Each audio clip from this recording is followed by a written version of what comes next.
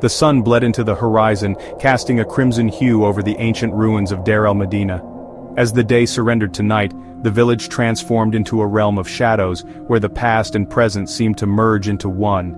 Deir el-Medina was a tapestry of shadows, each one telling a story of a time long forgotten. The shadows stretched and danced, creating an eerie atmosphere that sent shivers down the spine of anyone who dared to wander through the ruins at twilight. A chill wind whispered through the ruins, carrying with it the secrets of the ancients. The wind seemed to speak, its voice a haunting melody that echoed through the empty streets and crumbling walls.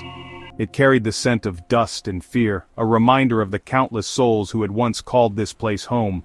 The air was thick with the weight of history, and every breath seemed to draw in the essence of those who had come before. At the village's heart, an ancient evil stirred, awakening from its long slumber. The very ground seemed to tremble as the darkness began to rise, spreading its tendrils through the village like a malignant force. A gate, long hidden, had been found. This gate was not just a physical structure but a portal to another realm, a doorway to the underworld that had been sealed for centuries. With it, the spirits of the underworld were unleashed. These ethereal beings once confined to the shadows now roamed freely, their presence a chilling reminder of the village's dark past. They stalked the night, their forms barely visible, blending seamlessly with the darkness. Their whispers filled the air, a cacophony of voices that spoke of sorrow, anger, and a longing for release. Glowing hieroglyphics pulsed with an unholy light, casting an eerie glow on the ancient walls. These symbols, once used to communicate with the gods, now served as a beacon for the restless spirits. The village was now a haven for the dead, a place where the living dared not tread. The once bustling streets were now silent, save for the occasional rustle of a ghostly figure passing by. The air crackled with unseen energy, a palpable force that seemed to hum with the power of the underworld. This energy was both mesmerizing and terrifying, a constant reminder of the village's cursed fate. The laughter of children had been replaced by terrified whispers, the joyous sounds of life now a distant memory. The village, once filled with the sounds of daily life, was now a place of fear and despair. The villagers, once filled with life, now trembled in their homes. They huddled together, seeking comfort in each other's presence, but knowing that no one was truly safe from the darkness that had enveloped their lives. They feared the darkness that had enveloped their lives, a darkness that seemed to grow stronger with each passing night. The village was no longer a place of refuge, but a prison from which there was no escape. They feared the spirits that roamed freely, their presence a constant reminder of the village's cursed fate. These spirits, once human, were now twisted by the darkness, their souls forever trapped in the village of shadows. The gate stood open, a jagged wound in the world, a portal to the underworld that could never be closed. The village of Deir el-Medina was now a place of eternal night, a village of shadows, where the past and present were forever intertwined. Deep beneath the sands, workers toiled. They unearthed a passage hidden for centuries. It was a gateway to somewhere ancient and evil. Hieroglyphics etched into the stone warned of a curse. They spoke of a gate that should never be opened. The workers, driven by curiosity and greed, ignored the warnings. The air grew heavy, thick with anticipation. The workers felt a cold dread creep into their hearts. The passage beckoned them forward, promising secrets and treasures. With a groan of stone on stone, the gate was revealed. Darkness poured out, a wave of cold and despair. The night the gate opened, the horrors began. Ghostly figures wreathed in shadow emerged from the depths. They drifted through the village, their eyes burning with a cold fire. Children vanished from their beds, their cries echoing in the night. The spectral figures multiplied, their forms shifting and changing. They were once guardians of the underworld, now freed to torment the living. The villagers spoke in hushed tones of unspeakable horrors. They feared the darkness that had fallen upon their homes. Each night, the terror grew. A priest old and wise stepped forward. His eyes, deep and knowing, held the weight of countless secrets and untold stories. The villagers looked to him, their last hope in a world that seemed to be crumbling around them. He had studied the ancient texts, knew the rituals long forgotten. Each scroll he read, each hieroglyphic he deciphered, brought him closer to understanding the mysteries that plagued their land. The knowledge he possessed was not just of this world, but of realms beyond. He gathered the villagers, their faces etched with fear. They whispered among themselves, tales of spirits and curses that had haunted their nights. The priest's presence brought a semblance of calm, but the fear was palpable, a living entity among them. He promised to banish the spirits, to seal the gate once more. His voice, steady and unwavering, was a beacon of hope. He spoke of ancient rites and powerful incantations, of battles fought and won against the unseen forces that threatened their existence. He ventured into the passage, armed with only his faith and ancient knowledge. The darkness seemed to swallow him whole, but he walked with purpose, each step a testament to his resolve. The air grew colder, the silence more oppressive, but he pressed on. The priest confronted the spirits, his voice echoing in the darkness. He called out to them, invoking names and powers long forgotten. The air around him shimmered and shadows moved, responding to his challenge.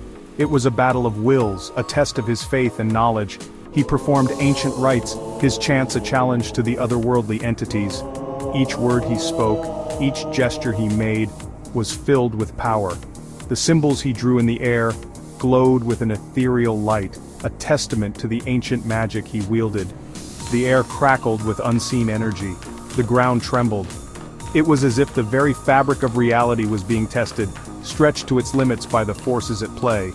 The priest stood firm, his resolve unshaken, his faith a shield against the chaos. The priest, his face illuminated by an eerie light, disappeared into the depths of the tomb. The villagers watched, their hearts heavy with hope and fear. They knew that whatever happened next would determine their fate, and they prayed for his success. Section 5, Exodus under a haunted moon. The villagers waited. Hope dwindled with each passing hour. The priest did not return. The spirits still roamed. Fear, cold and paralyzing, gripped their hearts. They made a choice. They would abandon their homes, flee the horrors that plagued them. Under a pale moon they fled. They left behind their homes, their history, their dead. A lone papyrus discovered years later told of their plight. It spoke of the gate, the spirits, the eternal curse. The village stood silent, a testament to the horrors that lay within. Section 6. Whispers through time. Centuries passed. The desert sands swallowed the village. It became a whisper in the wind, a forgotten legend. Then, archaeologists arrived. They sought knowledge, treasures of a lost civilization. They unearthed the village, stone by stone. They discovered the gate, sealed but not dormant. Instruments malfunctioned. Strange lights flickered in the darkness. Whispers seemed to emanate from the sealed gate.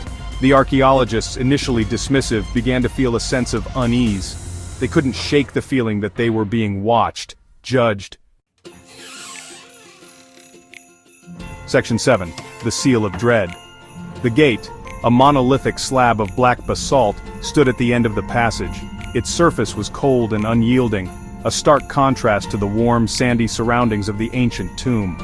The gate seemed to absorb the light around it, casting an eerie shadow that stretched far into the passageway.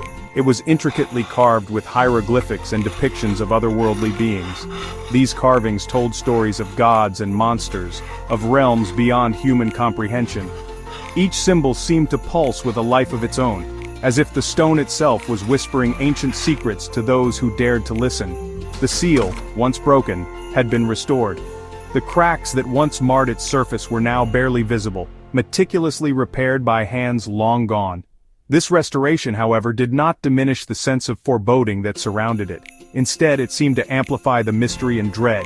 But the energy emanating from it was palpable, a tangible aura of dread. It was as if the gate was a living entity, breathing out an invisible mist of fear and uncertainty. The air around it felt thick and heavy, making it difficult to breathe, as if the gate was drawing in the very life force of those who approached it. The archaeologists documented their findings, meticulously noting every detail. Their notebooks were filled with sketches of the hieroglyphics, detailed descriptions of the carvings, and measurements of the gate's dimensions. They worked with a sense of urgency, aware that they were uncovering something of great significance. Their reports filled with scientific observations and veiled references to unexplained phenomena. They avoided the gate, their notes hinting at an unspoken agreement to steer clear of its ominous presence. The unexplained phenomena they recorded were often dismissed as mere anomalies, yet they all knew there was something more to it. Choosing to focus on other areas of the excavation, they busied themselves with cataloging artifacts and mapping the tomb. The gate, however, remained a constant distraction, its presence impossible to ignore. Every so often one of them would glance towards it, a mixture of curiosity and fear in their eyes. Yet, the gate's presence loomed over them, a silent sentinel watching their every move. It was as if the gate was waiting, biding its time, holding secrets that were not meant to be uncovered. The archaeologists could feel its gaze, a constant reminder of the unknown forces at play. A constant reminder of the unseen forces at play. The air was thick with tension, and the sense of dread was almost suffocating. The gate stood as a testament to the ancient powers that once ruled this land, a relic of a time when gods and monsters walked the earth. The archaeologists knew that whatever lay beyond that gate was not meant for the faint of heart. Section 8. A Legacy of Shadows. The dig site became a battleground between logic and the unknown. Rational minds struggled to explain the strange occurrences. The workers, hardened by years of uncovering the past, refused to go near the gate. The legend of the haunted village had resurfaced, its grip on their imaginations tightening. The energy around the gate intensified. The air grew thick, charged with an unseen power. The shadows seemed to lengthen, to twist and contort into unnatural shapes. The archaeologists, their skepticism shaken, found themselves questioning everything they thought they knew. Section 9. The gate remains. Today the gate remains sealed. The Egyptian government, heeding the warnings of the past and the unsettling experiences of the archaeologists, has declared Deir el-Medina a forbidden zone. The village stands silent once more, a ghostly reminder of the horrors that lie dormant beneath the sands. But the gate is a scar on the world, a wound that never truly healed. The spirits are still there, trapped behind the seal, waiting, watching, whispering through the ages. The curse lingers, a promise whispered on the wind, the gate to the underworld remains.